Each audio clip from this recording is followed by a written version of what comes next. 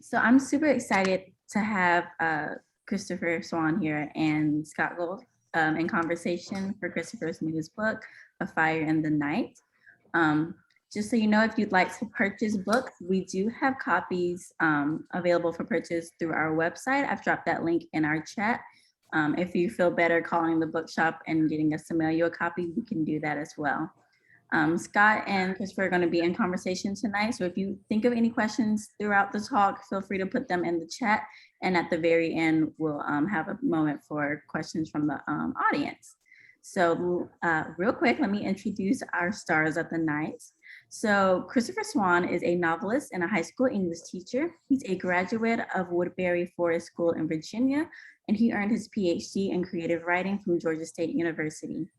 He has been a Townsend Prize finalist, longlisted for the Southern Book Prize, and twice been a finalist for a Georgia Author of the Year award.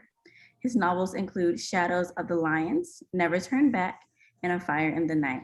He lives with his wife and two sons in Atlanta, where he is an English department chair for the Holy Innocents Episcopal School. Scott Gould has a new memoir called Things That Crash, Things That Fly, and this was called an extraordinary work by author David Shields and a delight to read by the Atlanta Journal-Constitution.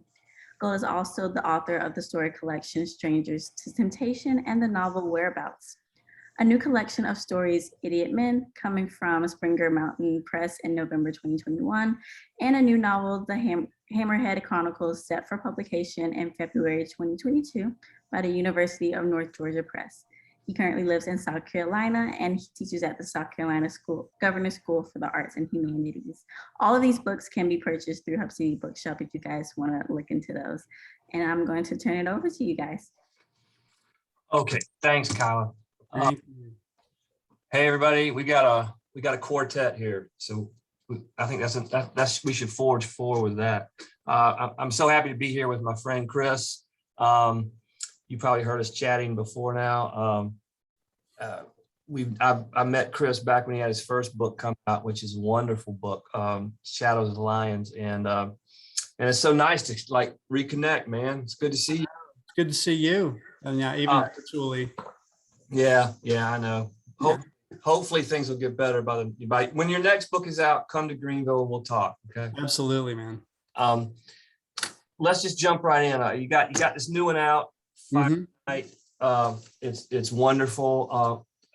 Rather than me do it, could you give us sort of and listen, I wish you had a mute button for me because I don't want to give away any spoilers in this book because there's so many wonderful moments. So thanks. If you can give us a synopsis without giving away too much, sure. Jump on it, man. All right. I laugh when I hear this because every writer I've talked to, they hate this, so tell me what your book's about, like the elevator pitch. That's why I'm making you do it, man. Read it, but no, I've gotten better at this. So Fire in the Night is the story of Nick Anthony, who is a professor of medieval studies and is grieving the loss of his wife, Ellie, from cancer. And he is retreated to their mountain cabin in Cashers, North Carolina, to just sort of hole up and shut the world out and mourn in peace.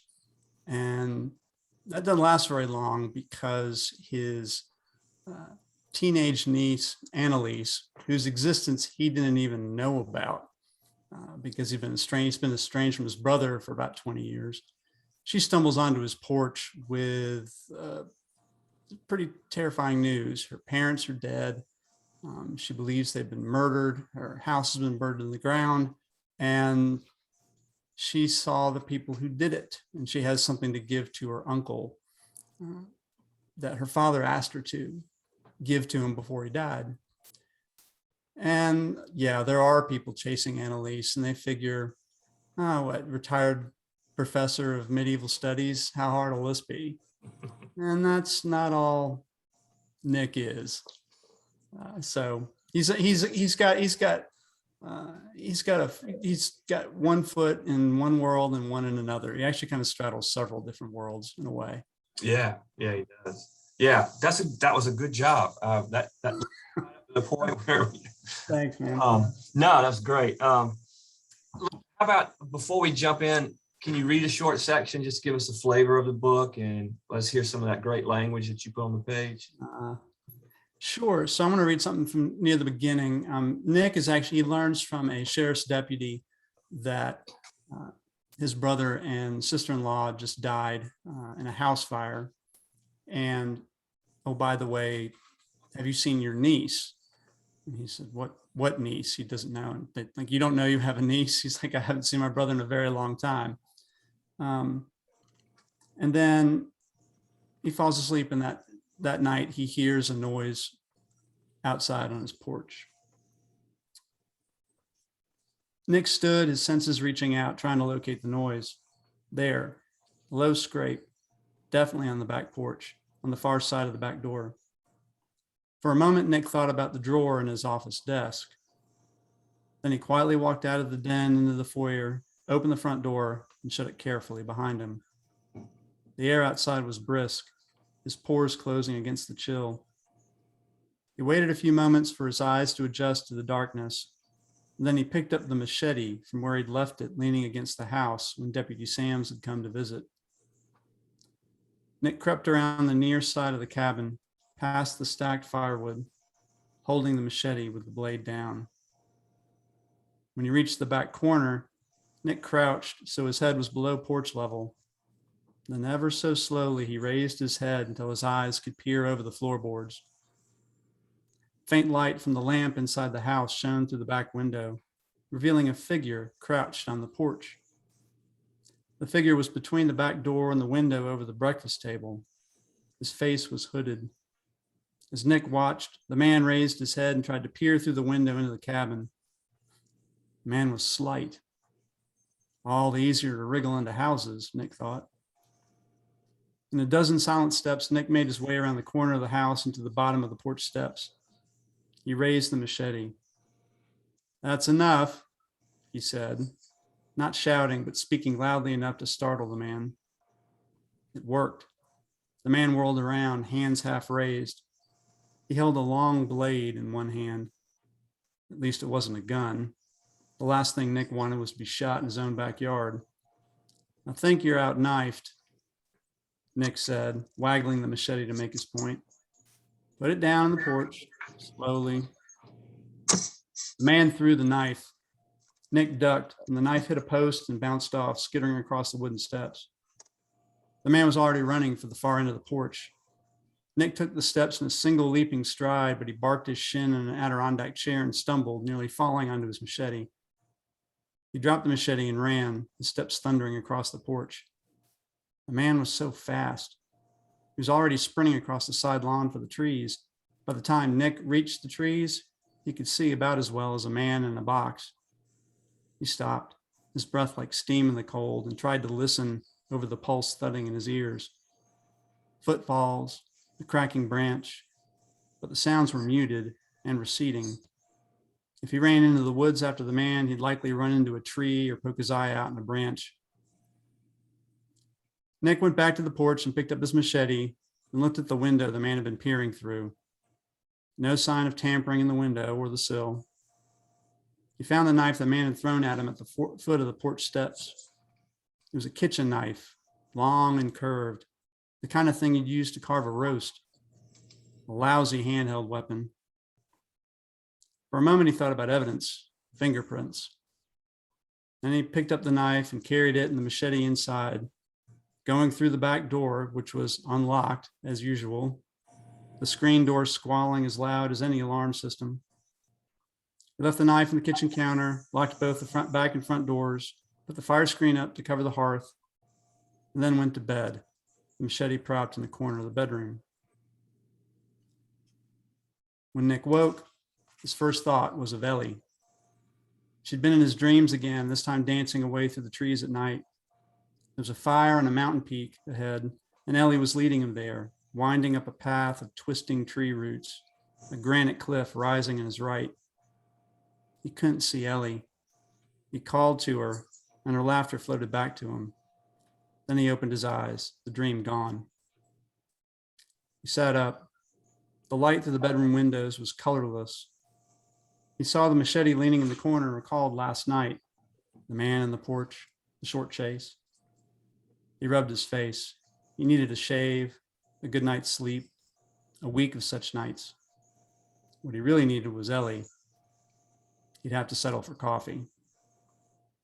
In the den, his laptop remained open, balanced on the ottoman, the screen blank, a postmodern mirror reflecting his own blank life. He shook his head. It was too early for such bleak thoughts. He'd just forgotten to plug the laptop in last night to recharge. Look outside, he thought. The sun was coming up. Mist curled up off the lake. The mountain cliffs shone in the dawn. Another day of beauty, of possibility. But what was another day when the world had stopped? On his way to the kitchen, Nick paused by the back door, then looked out the door's window at the porch. After several moments, he returned to his bedroom and retrieved the machete. Slowly, he unlocked and opened the back door, then pushed the screen door open with the point of the machete. The screen door protested with a rusty squeal, but the figure lying on the porch barely moved. The man wore jeans and a thin gray sweatshirt with the hood up, the same clothes he'd worn last night. You come back to apologize? Nick said.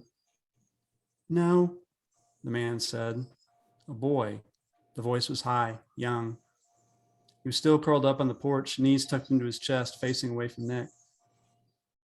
Polite people knock, Nick said. Sorry, the boy said. His voice had a croak in it. Nick laid the machete on the floor inside the doorway and then reached for the boy's shoulder. When he touched it, the boy shot up into a sitting position, trying to scramble away from him.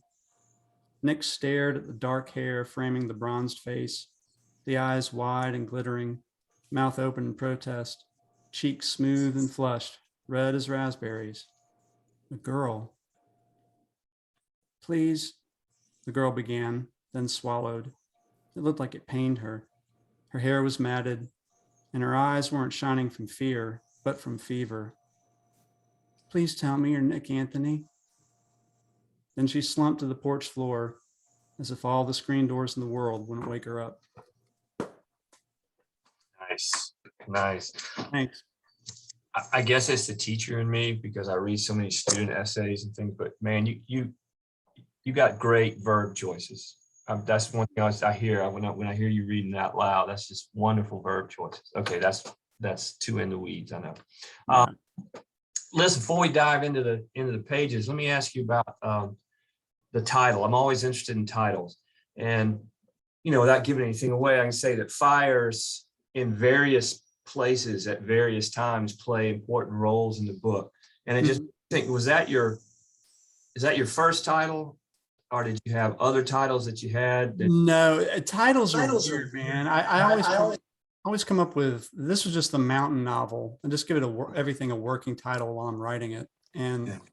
I'd refer to this in Twitter for my 8 followers as the mountain novel. And they're like, how's the mountain novel going? And I always try to find, I'm an English teacher, so I'm always trying to find some title from Shakespeare and romantic poetry or something. And my early drafts, they always come off as pretentious. But I always like an image. I like something you can see if you can. Yeah. And yeah, I mean, the book opened up. There's a fire in his fireplace that died down. He has a dream about Ellie. There's a fire up on the mountain. There are fire that, his brother's house burned. So that fit. You want something that's going to stand out. People can see and remember. Yeah. Right. But then you don't want to make it too complicated. So. Yeah, and I'm a terrible titler. I mean, I usually end up with a list because I just sit there and go, no, that's no good, that's no good, that's no good, and end up landing on something. But I thought this was a great title in that. Oh, thanks. And like I said, there's other fires, that are vital, are crucial to the plotting. Tell us a little bit about just the evolution of the book. Any particular inspiration for it? When did it start? How long did it take? What was the process? Sure. I every book's different. like tie it with everything, the way it comes. This one, I had the idea of older or middle-aged man, hurt and wounded somehow, and it was just him alone, and a teenager stumbling onto his porch, a girl needing help. And then I went quickly to Western North Carolina as the setting. And my mom's from Cashers and my dad's from Asheville, and I lived in Asheville for a few years, and I'm from North Carolina. So I'm familiar with Cashers, Highlands area. And that just seemed, I was like, I want to set something here because I at least know, Yeah. I know some of the roads, and I know I'm not a native by any means, but I like remote setting, but not, it's not in the wilds of Alaska, right? Right. And I wanted to play with this character who, why was he alone? Nick. I was like, well, okay, he's grieving. He lost his wife. I tried to think, what's the worst thing I could think of? And that was one of the worst things I could think of that could happen to me. And so I imagined that for him. And then I didn't want Annalise to be, I didn't want her to be a stranger. I was like, well, I don't want it to be his daughter. No, we'll do niece. And he doesn't know her. Well, why wouldn't he know her? And then I had to figure out, okay, so what's the family dynamic? And one other thing I'll add with Nick is I've always liked stories where you think a character is one thing and it turns out, well, he is that thing, or she, but also is this other thing. I wanted to play with that throughout the book. And Nick is actually, he's the child of an American U.S. aid worker and an Afghan woman. And he was born in the States, but his mom and dad had to leave Afghanistan. They were married and lived there. They had to get out when the Soviet Union invaded at the end of the set, like 79, I think December of 1979. And Nick has always been this child in this way of two worlds. He could go to the Middle East or to Southwest Asia and blend in. But then at the same time, he is fully an American kid and man. And so he's conscious of being sort of in these two worlds. And I like kind of playing with that. So people can't quite figure out, is he Latino? Is he Native American? Is he from the Middle East? Is he, and I'm not trying to be precious about it, but it ends up being kind of relevant later on in the story. So yeah. Well, I figured that you must have some attachment to Cashers and Western North Carolina, because that's right up the road from me, right here. Yeah. And which leads me into a question. I'm not a huge fan of the old writing workshop saw, write what you know, because I think there's so many other ways you could finish that sentence. Right. But I figured you must know that. But there's a lot of things in here that I go, you must have done some research on that. So what did you know? And then what did you have to learn? Sure. I knew Western North Carolina. I knew Cashers. Again, my grandparents lived there. They moved there after Granddad got out of the Navy in World War II, and they opened up a gift shop. It was the first gift shop in Cashers, which if you go up there now, they're all over. But they opened up the first one, I think it was like 1948 or 49, called the Carolina Mountain Shop. And there's a gift shop in the book. Yep, that's named the same thing, and it's inside the shop. It looks like it used to. And I would, as a kid, I would go visit my grandparents in the summers. I would help out in the shop. Really, I was sort of playing with the toys, the toy cars and stuff they sold. But and I would move stock around, and the girls who worked in the shop, the girls who were like grown women who were locals, my grandfather had hired to work in the store. They were like, ruffle my hair. And I said, can you go get me some wrapping paper, Chris? And so I had real fond memories of that place. And I was at the Hudson Library in Highlands for Shadow of the Lions when the paperback of that came out in 2018. And it's a sort of imposing looking building. It looks kind of like a ski chalet on the outside. And I thought this would be a good scene for something. I ought to use this somehow. And then I started writing A Fire in the Night. I'm like, library's going in it. There's going to be a fight scene in the library. So there's that. So I knew that, but I don't know Afghanistan aside from the news. And Nick is a professor of medieval studies, which I like medieval literature and I teach some of it sometimes. But he's taught all around the Middle East. So I had to look up, I mean, I did research in Afghanistan, which is Southwest Asia, if you want to look at it particularly, but I had to look at Lebanon, Cairo, Saudi Arabia, Syria. Yeah, like every writer, I hope when I die, nobody looks through my search engine. I had to. You're on a list somewhere. I know, we're all on a list somewhere, man. How do you get rid of a dead body? It's how can you smuggle money, out of, how does cryptocurrency work? I mean, I've got all these things in my search engine. Not all these things have to do with this book, but so yeah, I have found that Google Maps is fantastic. Even if I'm here in Atlanta, I'm running a book now with scenes set in Atlanta. And I'm like, there are warehouses in that part of town, right?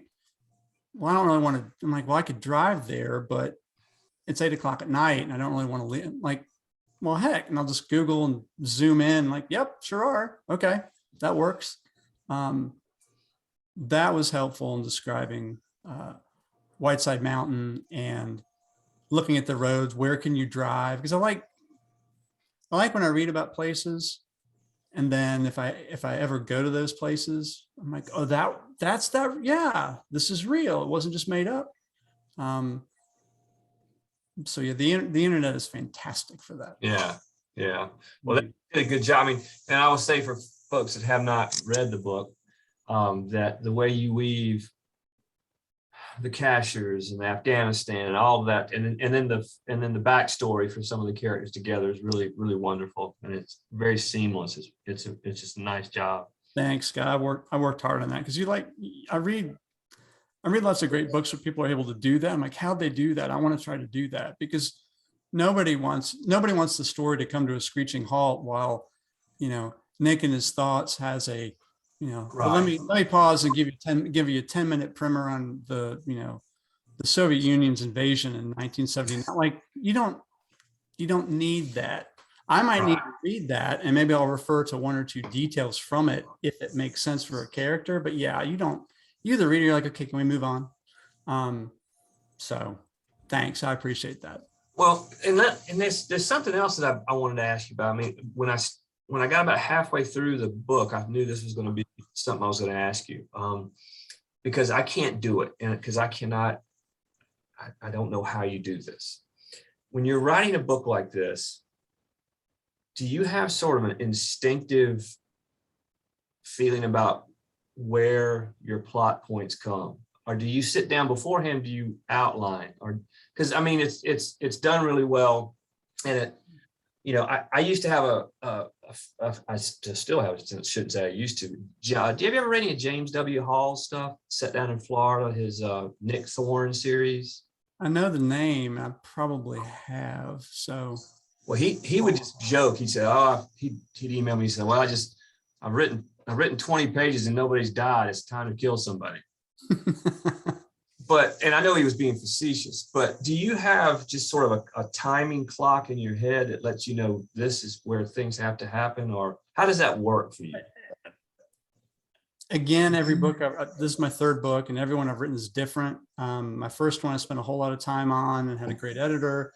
My second one, I thought, I know what I'm doing. I've written a novel. This is great. And I know I did not. It's like my laptop laughed at me and said, oh, it's cute. That was that novel. It's this novel. And that, the story of your sophomore book or your sophomore album or whatever artistic effort is different. Yeah, that was a bear. Again, had a really good editor help me with that.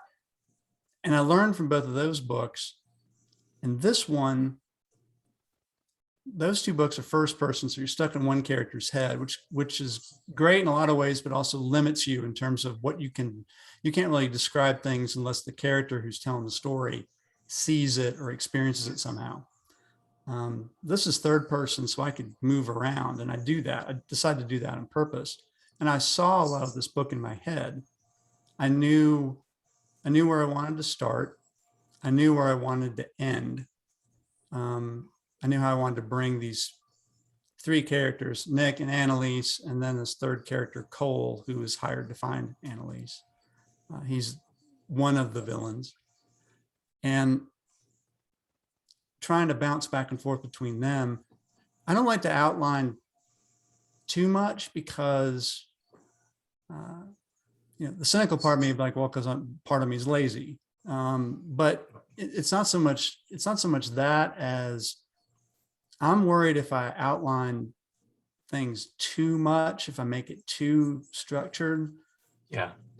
Earlier, I used to think that's going to be boring for me, but it's more that I'm more afraid that I'll show my hand too much to the reader. If there's any kind of a mystery and you have it too neatly plotted out, I think for me anyway, I'd be afraid you'd see the breadcrumbs and go, oh, okay, so the butler did it.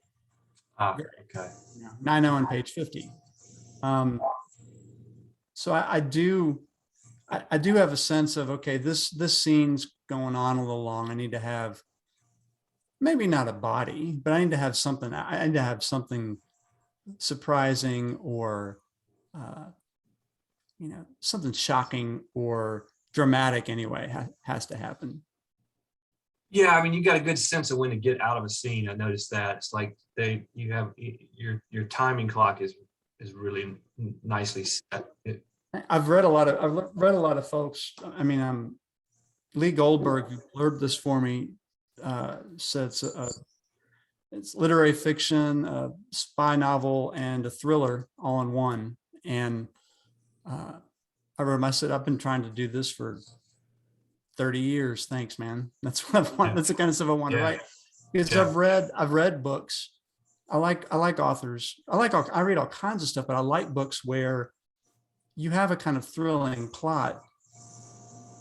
But if that's all it is, and you have just sort of like characters you can kind of plug in, and it doesn't really matter who they are. It's like like you're just watching like a B grade action adventure movie. So that's fun. But it's, there you have kind of stereotype characters. That in a book, that's not fun for me. I want to come up with good characters that you care about, because there are not that many plots in the world, right?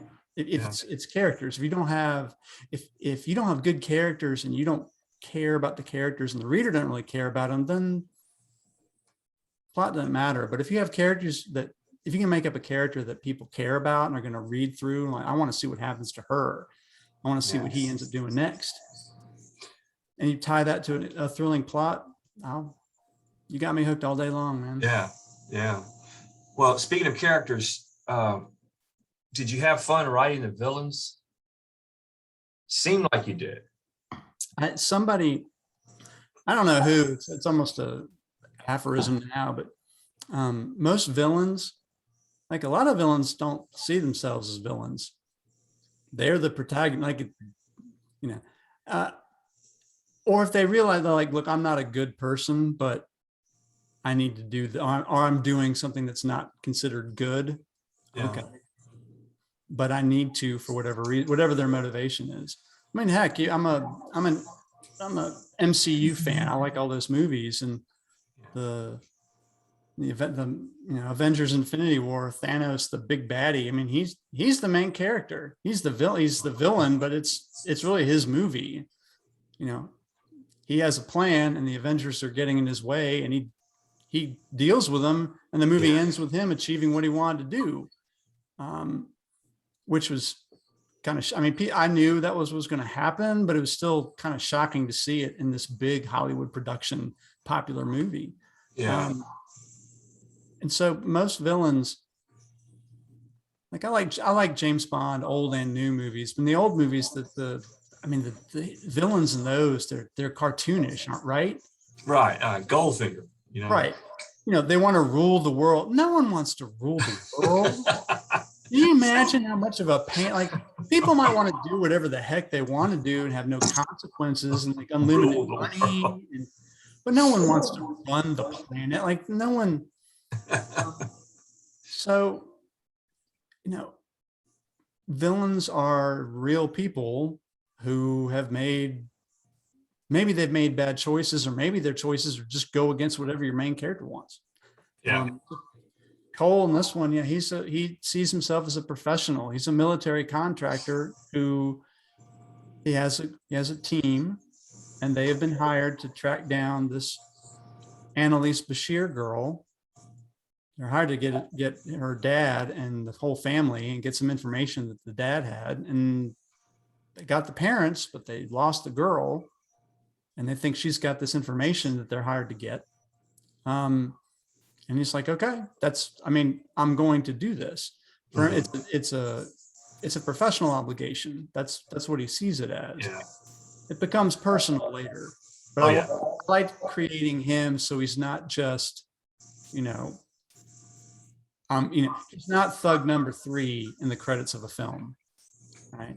I try to make him about as fully developed as the other characters. Yeah, I mean, you put a lot of facets on him, and it works really well. It makes it because if I realized I was going to go back and forth when I showed Nick, Annalise, now I'm going to have Cole. Cole's going to have to draw your interest and make you, and maybe if you sympathize with him or not, or maybe you go, okay, at least I understand where he's coming from. I don't like him. I kind of hope you don't like him, but I hope you follow him and want to see what he does next. Yeah. Characters with a dark side are usually tend to be more complex, and they're more fun to write sometimes because of that complexity. Oh yeah. I've noticed that just watching, we've all been captive the past 18 months and watching lots of TV and Netflix. And even before then, I can't remember if it was on Netflix or not. There's a Bloodline. It was a show set in the Keys. And it's this family with this patriarch. Sam Shepard is the dad, and Sissy Spacek's the mom, and Kyle Chandler is the son, and the other son is Ben Mendelsohn. He's been in a bunch of movies recently. He's Australian, but he plays an American, and there are some really dark psychological messed up issues with that whole family, especially that character. And he's a horrible, horrible person. And he's also just a wounded, damaged person. And you kind of feel sorry for him. The series is great, at least the first season that I watched. And so it's characters like, I'm like, okay, how do you get there? As opposed to just being evil. Yeah, evil for evil's sake is not. Right, and which is kind of two-dimensional and they're just bad because. Like, really? Yeah. You have 2 sons? I do. Yeah. Teenage boys. All right. So you got teenage. Great for me. No. And in this book, one of the main characters is a teenage girl. I have daughters. They're grown now, but I have daughters. I'm real interested when writers will portray a young girl in their work, and but I'm wondering, what did you draw on to portray this girl? Now you teach high school, so you're around teenage. I do. Yeah, I teach at a co-ed high school, Holy Innocents in Atlanta, and I went to an all guys boarding school, Virginia, for high school, and then went co-ed college. Met my wife there. I've strong women in my life. My wife Kathy, my mom, my cousins, but and teaching teenagers, I really enjoy. And teenage girls, there's something still a little mysterious about them to me, I guess in part because, again, I went to an all guys boarding school. Yeah, we saw girls, but it was like once every 4 or 6 weeks or something. Yeah. At a dance for a couple hours, and you got back on the bus and you went back to Old Hill in Virginia. But there's a fierceness and an innocence to them at the same time. And I was like, I really want to I want to do this. I was going to make this at first. I was going to make it all from Nick's point of view, probably like, like you're a narrator sort of on his shoulder, still third person. I was like, nah, I got to hear Annalise. I got to get in her head. So she was the most fun to write, and she was the most challenging. And I think they kind of go hand in hand. But I drew on a lot of students I've taught in the past. No one specific. Right, but, right. Just thinking of how they think and how they operate and how they see the world, and trying to put myself in the position of somebody who's like that and who's much stronger than she thinks she is. And then this incredibly horrible thing happens to her. She loses her parents, and she has to trust this one man she's never met. And then he's not sure if he can trust her. Like they're trying, and they were a lot of fun to have them play off each other. Yeah. So that's I mostly drew on that. And I hope I do her justice. It was sort of a challenge for myself, and it was a lot of fun doing that part. No, I thought it was well done. I just as I was reading, like, you with you raising two boys, getting this nice, wonderfully drawn female character in there was great. I tell you what, let's stop right here and see if anybody has any questions. And if not, I got plenty more, man. So Kyla, were there any questions in the chat, or does anybody want to jump on their camera and ask a question? Yeah, feel free. I'll listen to anything. I'll try to answer anything. Yeah. Anybody? It's like, So I don't see any questions. Okay, so we got one from Zachary Steele. He asks, what were your early inspirations?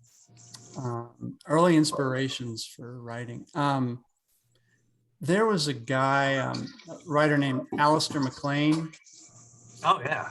Yeah, you know him? Yeah. Yeah. He was big from like the 40s, 50s to like the 70s. He wrote Where Eagles Dare and The Guns of Navarone and Ice Station Zebra. And he wasn't great at writing characters necessarily. He could plot though, man. Oh man, he could plot, and he could do like dangerous settings like the Arctic. Yeah. And I loved that sort of that pace, right? It was a lot of fun. But yeah, he said himself, he said he wasn't a writer, he was a storyteller. And he actually didn't really like writing. He liked coming up with the story ideas, and he's like, put the words together. But I always like putting the words together. So what if I could do that? Martin Cruz Smith, who wrote Gorky Park and a whole series of Arkady-Renko novels. He's the first thriller writer that I remember reading who, this guy's writing like straight up literary fiction that just happens to have a mystery or a thrilling plot, or both. And he could write on a sense level, and he still does. And he wrote books that I could tear through in a weekend. I remember hearing a story about Gorky Park that he was only in Moscow for like a couple of days, and he got a map, and he came back to the state and it wrote the whole thing from just imagining. Yeah, I heard maybe a week or something, but yeah, it was like but no, it was short, and he's been back since. But that first time, that was the 70s. Like, Americans weren't just sort of rocking it into Moscow easily, and you could, but you were always shadowed, or you had a guide, right, basically KGB following you around. And he talked to a lot of a lot of folks who left, people a lot of Russians in exile, and he came up with this. It was a feat of imagination and trying to figure out, okay, here's a murder investigation by an investigator in Moscow at the height, like in 1980. Yeah. That must be what did that world be like? Yeah, he was in the second one, Polar Star, it's even better. Yeah. But I'm a big fan of his. Somebody, There's another one. Let's see. Yeah, so the next one is, how long did it take your agent to get you published once you had your first manuscript done? I was really lucky in that my first agent was she took me, and it took about I think about 6 weeks, no, 6 months, excuse me, not weeks, 6 months. And we sold, but it was funny because I had a lot of conversations with editors on the phone, like 15 minutes or so, where we're sort of like auditioning. And they're like, well, now we got to take it to committee. I'm like, what is that? What is the committee? Aren't you the, no, and then they got to go to the money people. And I think they were like, oh, okay, like middle-aged white dude writing a first novel who's like a high school English teacher. Yeah, no, thanks. Yeah. And I was like, okay, that's fine. But somebody Algonquin was interested and said, let me have Chris call me. So that had, long story short, that happened. And that was great. And then my agent left because she got hired by another agency and couldn't take me with her. And then my editor at Algonquin, after she edited my book, she got hired by another publisher. And so for a couple months, I had no agent and no editor. And the second book I was working on. So that was a lot of fun. That's called getting orphaned, kids. Yeah. In the business. And it's not great. It worked out okay though. Every book is different. Every editor is different. Every agent's going to be different. But if you want to publish, yeah, get an agent. It's like selling, you want an agent. Otherwise it's like trying to buy a house without a real estate agent. You can do it, but it's not a great idea. I had something, do I wish I'd written anything differently with any of my books? Yeah, everything. Every time I look at my old book, I'm like, oh God, that scene, why didn't I change this? That's a terrible sentence. I forgot who said it, but I should really figure out who said these things. You don't really finish a book, you just abandon it. At some point you're like, that is all I can do, Godspeed. And it's more than that, but I think Walt Whitman kept revising Leaves of Grass for decades, like up until he died. Yeah. And I could see myself sort of, oh wait, let me fiddle with this part right here. No, at some point you have to let go. But I don't have any huge regrets. There's one thing in this book. I'd set an early draft of this book, A Fire in the Night. I'd set like present, like as in like this summer, 2021. So I referred to, the pandemic was in the background and people were wearing masks and stuff. I talked to my editor about it and she said, the only thing about that is it might date it. Right.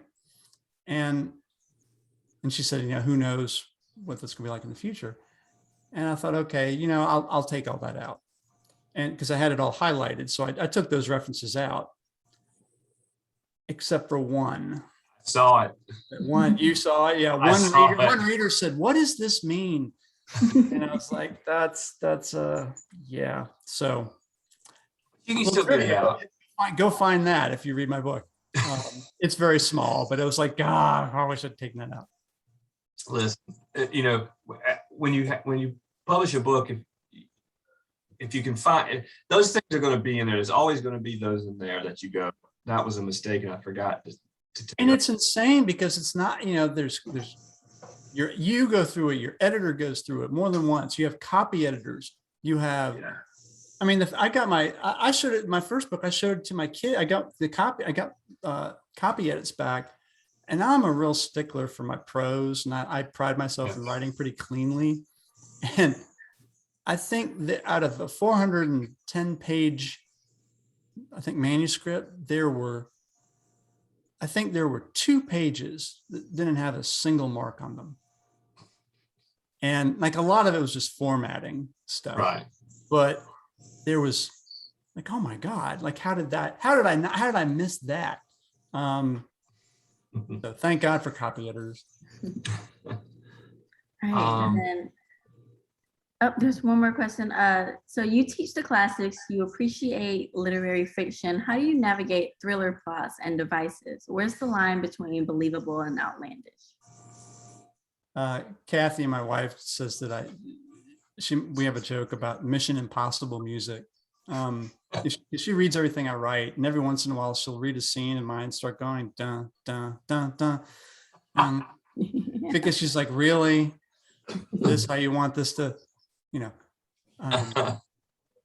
My first book, main character gets sneaking around this drug dealer's house, and he gets hit over the head, and he wakes up tied to a pipe in the basement. I'm like, this is like gripping and scary. And Kathy said, let me get this straight. You've already described this drug dealer guy. He's kind of schlubby, right? Like he's not a huge, yeah, but what is that? So he knocks out your main character and carries him alone down to the basement, not in the house, also in the basement.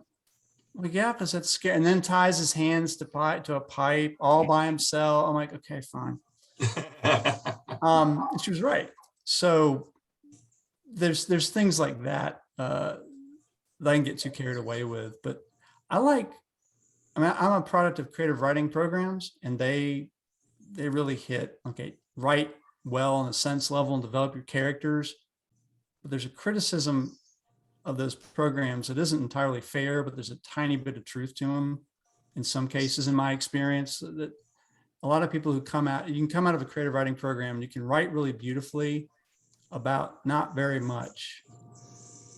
In other words, like, oh, now I have to have things happen. Like I had some classes where plot was sort of, that's like, that was almost sort of embarrassing. Like, and if you wanted to write genre fiction, like sci-fi or fantasy, that was, oh no one said that, but that was sort of enough.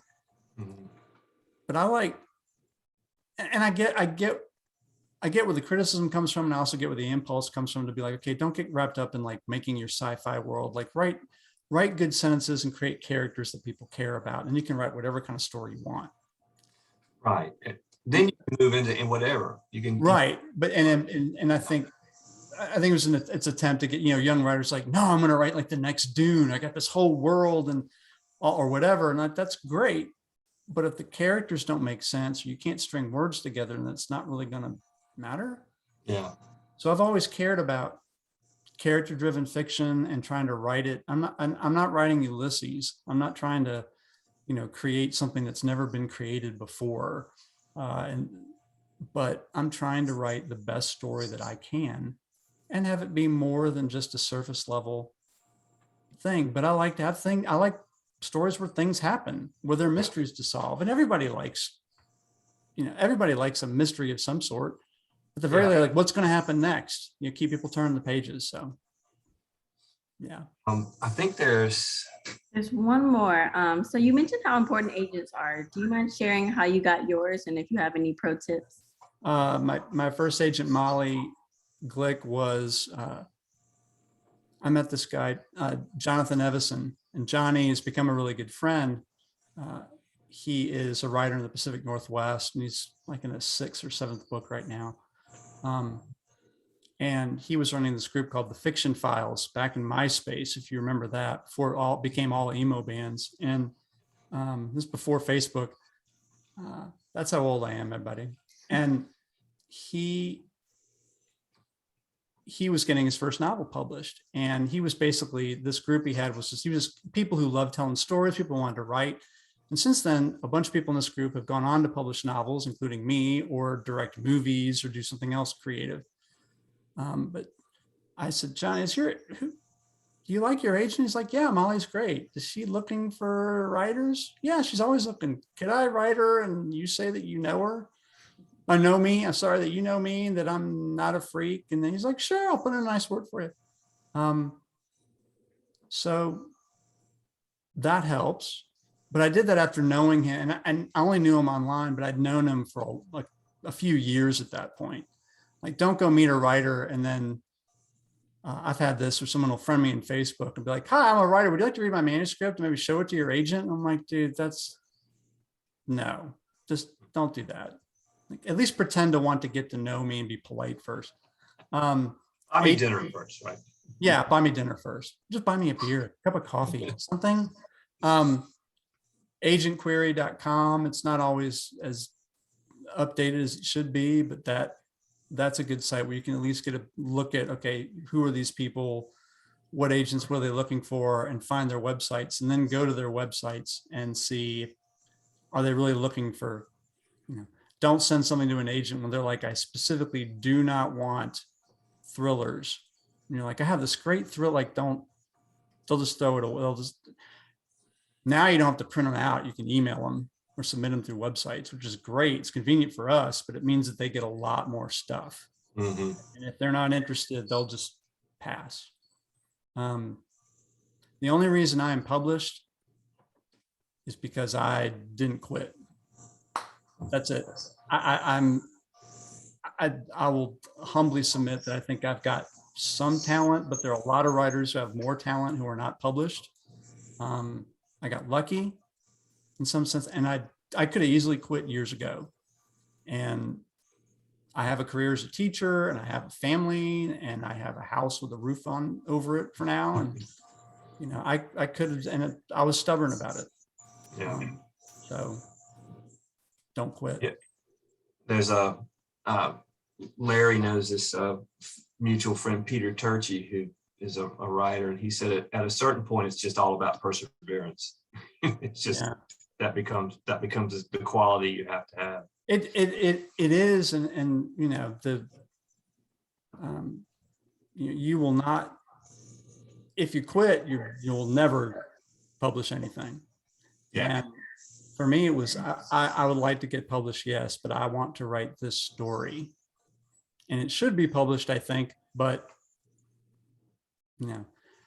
don't get into this thinking, oh, I'm just, I'll write a novel and then, Hollywood will buy it and then I can go retire to Myrtle Beach or whatever. I mean, maybe that'd be awesome for you and congrats, but more likely that's not going to happen. So if you write a story, you better like writing stories.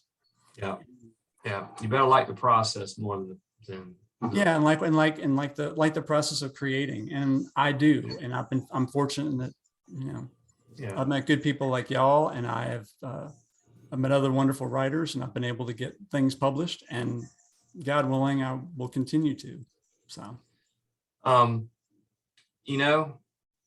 that may be a good out note that you will continue. You've mentioned you're writing something new. That's wonderful. And I would just, I want to put my pitch in for Hub City and indie bookstores. If you don't have this book, get it. And if you're going to get it, buy it from Hub City or your local indie bookstore. Support independent bookstores.